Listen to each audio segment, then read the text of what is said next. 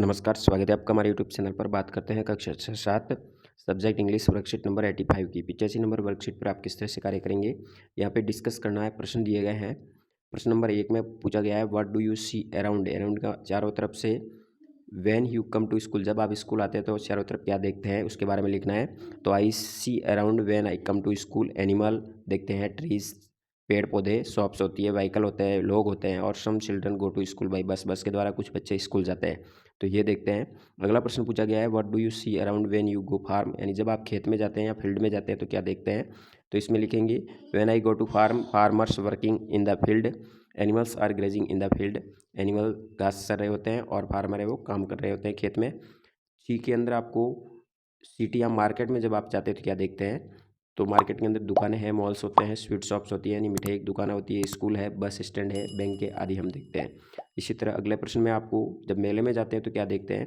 यहाँ पे हो जाएगा, मेले के अंदर स्विंग्स होते हैं, टॉयज़ होते हैं यानी झूले हैं, टॉयज़ है, खिलौने हैं, मिठाइयाँ हैं, दुकानें हैं, गेम्स होते हैं, डांस है, सर्कल है, सर्कस है, आदि हम यहाँ पे ये देखते हैं। इस तरह से इसको कंप्लीट करना है वर्कशीट को। अगली वर्कशीट है 86 में आपके सामने कुछ सामग्री दी गई है, नाम लिखे गए ऊपर सामग्रियाँ टोटल।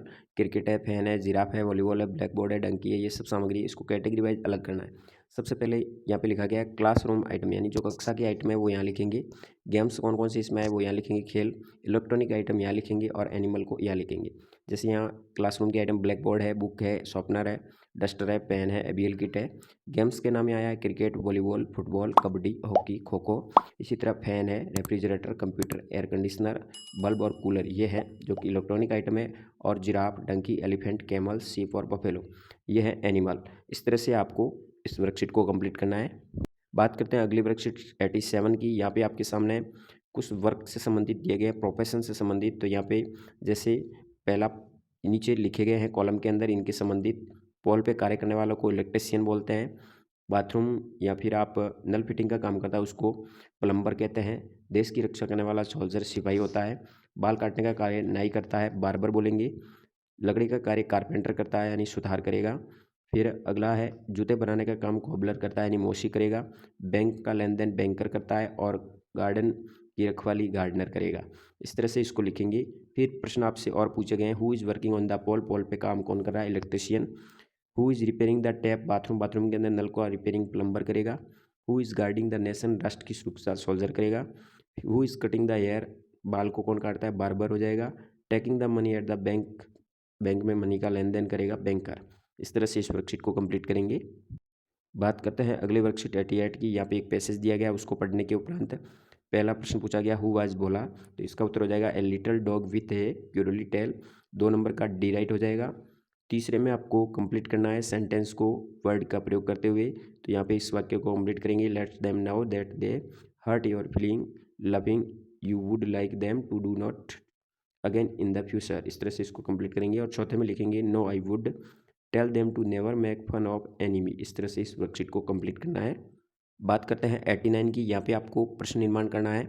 जैसे माय नेम इज़ गौरी लिखा गया है तो इसका हो जाएगा व्हाट इज़ योर नेम बनाया हुआ है। इसी तरह आपको देयर आर 4 ट्रीज, तो इसका बन जाएगा how many trees are there.